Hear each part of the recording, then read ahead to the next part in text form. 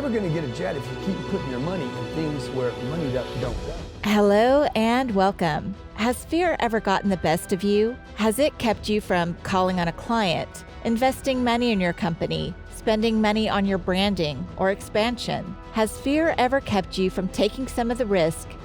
And that's when we started looking at other models, other industries. First, it was other industries. So I was doing corporations, so I can't be dependent upon one industry. Now I need to get other industries. How do I do that? You got to write. And getting to the next level. This thing called fear causes millions of people to end up stuck in their lives, not fulfilling their potential. Grant Cardone is an internationally renowned sales trainer, and as the best-selling author of the 10X Rule, and if you're not first, you're last, his training company provides Fortune 500 companies, small businesses, and entrepreneurs with an interactive sales training platform. He has single-handedly built a massive real estate empire, valued at around $900 million. And he knows a thing or two about fear. If you want freedom, right? If you want freedom, you got to rewire this whole middle class thing. Poor people are not the problem in this country. The middle class is the biggest problem in this country.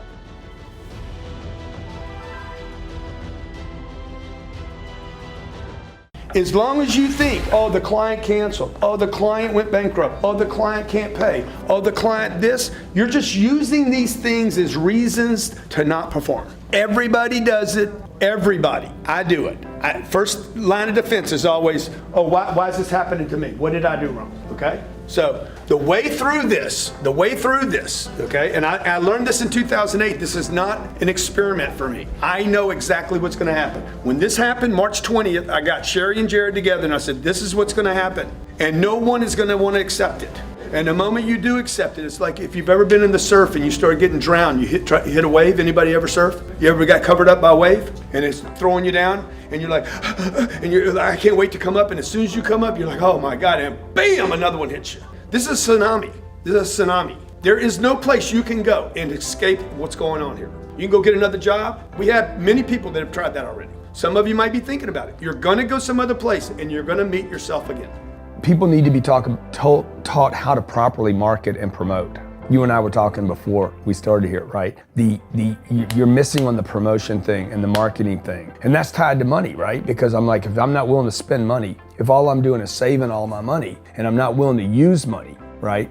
The conditioning around the house here is even more severe than the US. The only reason people think a house makes some money is they're comparing it to if I rent, that costs me money. But you know, if you want to go to a hospital, if you need to go to a hospital, you don't buy the hospital, you rent a bed to get out of there as fast as you can. If you go on a trip, you go to America and you want to go to Disneyland, you don't buy the hotel, you rent a room. And nobody thinks poorly of that. They're like, yeah, I'm gonna go there, use the place and get out. That's what you should be doing with your living. Find a place where you can pay rent monthly. Don't own the house. And take all the money that you would have put in that house purchase, down payment, extra money, fixing it up, use all that money to improve your business. Today, if that was today, I would have been medicated over and over and over again. Okay, fortunately, the psychiatrist didn't get a hold of me and medicate me or tell my mom that something was wrong with me. If that happened today, if I was a kid today, in the year 2017, 15 years old where I was, they would have me on everything. I couldn't sell, couldn't talk to people, hated my job, thought I should be doing something else. I got fired from McDonald's. I mean, I was so happy when they fired me. I was like,